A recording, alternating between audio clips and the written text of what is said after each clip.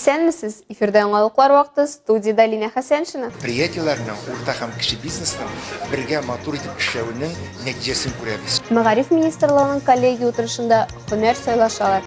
Сон дәресенең чираттагысы бүген Азнакай шәһәренең 4-нче лицей мәктәбендә уза. Азнакайда соннар дәресе башлап җибәрделәр. Әлмәт районы тарихында Бөек Ватан сугышы еллары иң мөһим урынны ала торган дәверләрнең берсе. Бүген халыкара музейлар көне. Бүген калабызда эш визиты белән Татарстанның мәгариф һәм фән министры Илсур Хәдиуллин булды. Калабызда министрлыкның коллегия утырышы узды. Аның төп темасы һөнәри ориентлашу. Рад всех видеть в стенах нашего политеха. Что говоришь, огромное спасибо, то, что выбрали площадкой очередной коллегии именно Альметьевск. Чираттагы коллегия утырышы урта махсус белем бирү учреждениеләре җитәкчеләре катнашында узды. Сер түгел, бүген үз эшенең осталары булган кадрлар җитми, бу мәгариф системасына да кагыла. Коллегиядә шул сорауны хәл итү юлларын эзләделәр дә инде.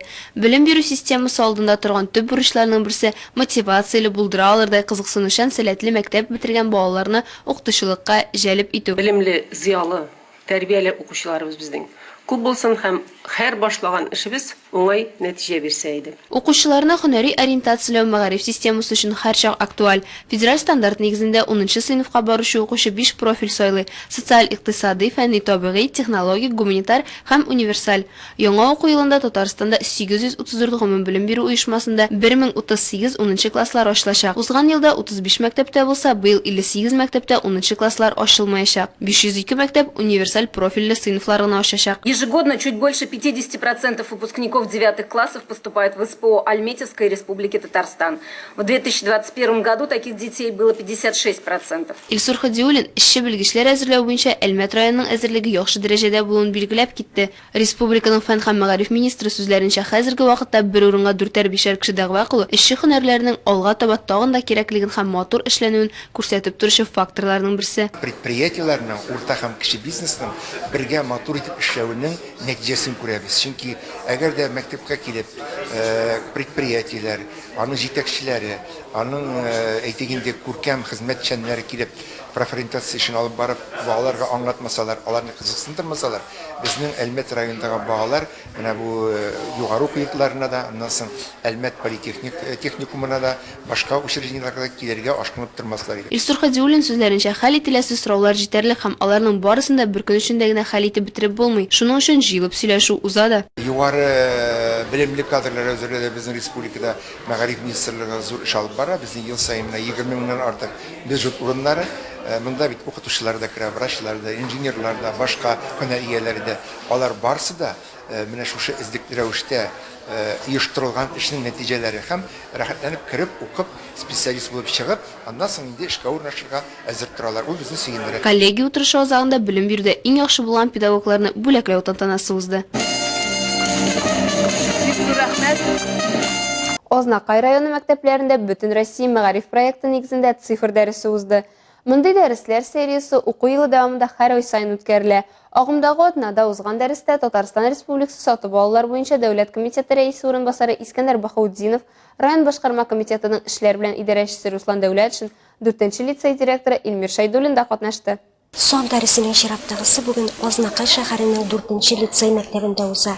Анда 10нчы сыйныфтан барысы 17 бала катнаша. Сон дәресләрендә укучылар икътисад тармагын цифрлаштыру, һөнәр һәм кибербуллинг һәм башка темалар турында сөйләшүләр алып баралар. Республиканың министрлык һәм ведомство җитәкчеләре, шулай ук IT компанияләре укучылар белән ай сайын төрле очрашулар оештыралар.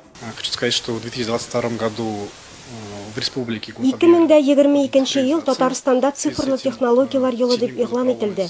Әлеге уңайдан республикада бик күп чаралар уздырыла. Мәктәпләрдә цифр дәресе шуларның берсе. Әлеге дәресләр укучыларга һөнәр сайларга да ярдәм итә дип ышанам.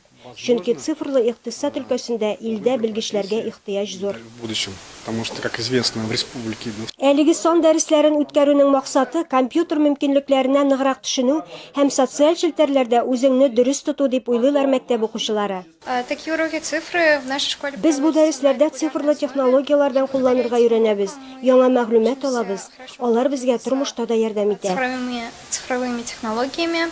Сан дәресләрендә республикадан 280 мең укучы катнаша, ә бүгенге мәктәптә мондый дәресләр инде икенче тапкыр үткәрелә. На данный момент это уже у нас Виртуаль чынбарлыкта махсус шлем ярдәмендә бары виртуаль мөхитне генә күрергә була. Тулыландырылган чынбарлык ул гамәлдәге чынбарлыкка компьютерда модельләштерелгән катламнарны өстәп, аны тагын да киң кырлырак, тәэсирлерәк итү. Ул махсус кушымталар ярдәмендә мобиль җиһазларда кулланыла.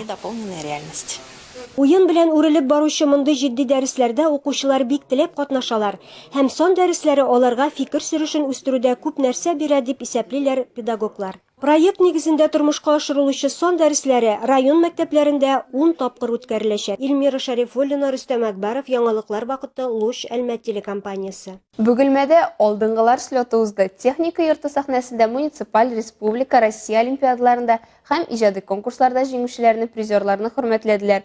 Тулырак хезмәттәшебез Айгөл Шәрәфиева сюжетында.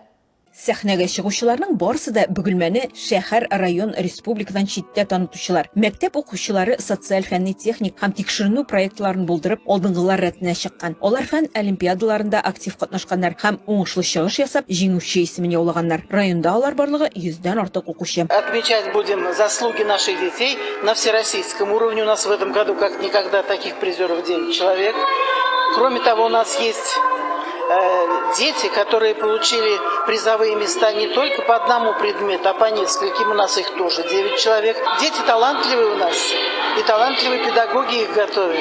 Помимо тех программ, которые обязательно для усвоения всеми детьми, свыше программы, вот это как раз работа дает определенные результаты. Быел Бөгелмә укучыларын 6 номинациядә бүләкләделәр. Гуманитар, физика, математика юнәлеше, техник, иҗат, экология һәм социаль активлык, патриотик, спорт, технология һәм икътисад юнәлешләре, World Skills Россия призерлары. Аларга кубоклар һәм дипломнар тапшырылды. Мустафа Өнҗәл исемендәге лицей-интернат укучысы Владислав Харитонов рус телле укучылар арасында татар теле буенча республика олимпиадасы призеры. Казанда 17-нче апрельдән алып 20 апрельдән кадәр олимпиадада булдым. Анда җиңүче булып кайттым. Бик күп әсәрләргә булдым. Мен хәзер хуругым да бар инде. Җиңүчеләрне һәм призерларны мәртәбәле кунаклар, Бөгелмә муниципаль районы хакимияте әгъзалары, мәгариф учреждениесе җитәкчеләре, балалар, иҗат һәм спорт коллективлары сәламләде. Муниципаль турларда җиңүчеләр һәм призерларның барысы да акчалата премия белән бүләкләнәчәк. Айгөл Шәрәфиева, Илнар Сәйдкулов, Әлмәт Луч телекомпаниясе, Яңалыклар вакыты.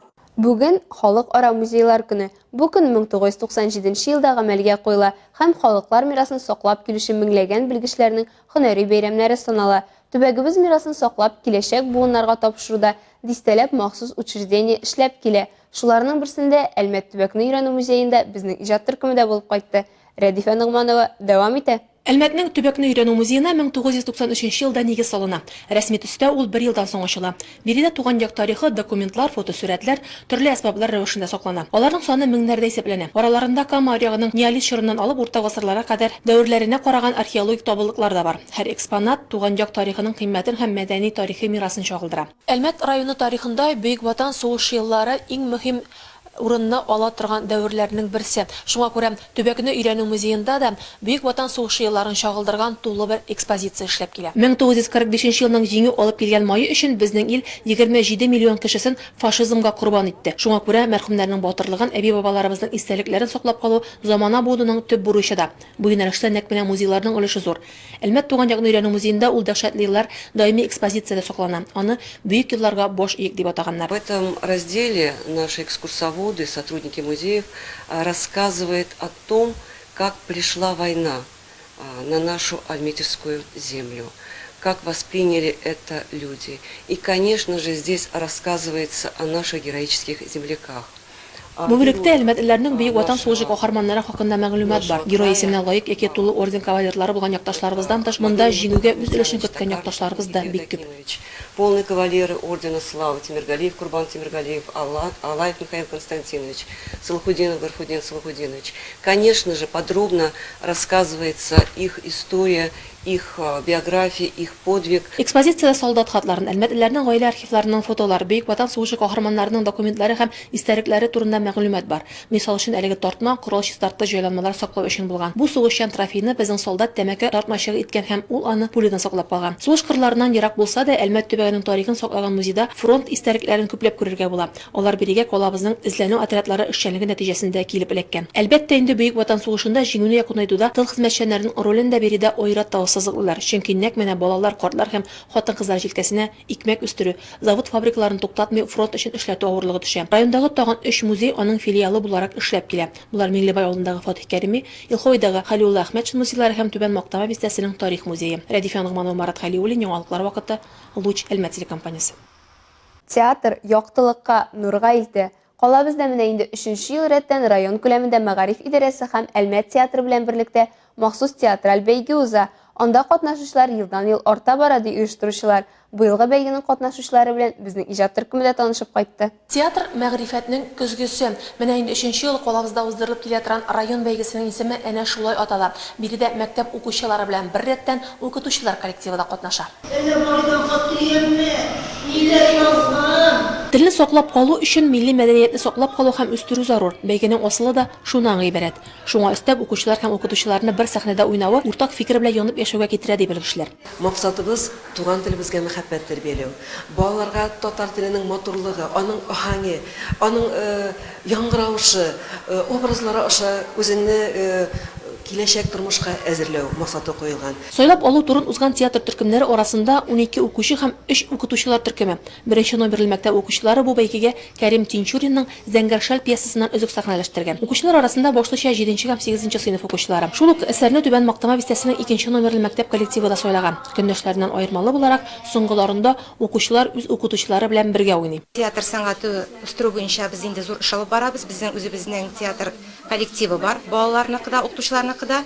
Һәр ел инде менә район ара конкурсларда, республика күләм конкурсларга да балалар да белән дә спектакльләрдән үзекләр, укытучылар белән дә җибәреп торабыз. Театр түгәрәкләрен булдырып алып бару башлыча татар теле укытучылары җилкәсендә. Бу эшне татар теле дәресләре кыскартылгач гамәлгә куйганнар. Сәхнә сөйләм телен үстерү татар телен саклап калуга зур этәргеч дип белгечләр. Әлеге укытучылар безнең түгәрәк җитәкчеләре дә булып торалар. Алар театр түгәрәкләрен җитәкләү белән берлектән хәтта безнең музей җитәкчеләре дә. Чөнки тарихны, горф-гадәтләрне белмичә сәхнәгә театрны куеп булмый.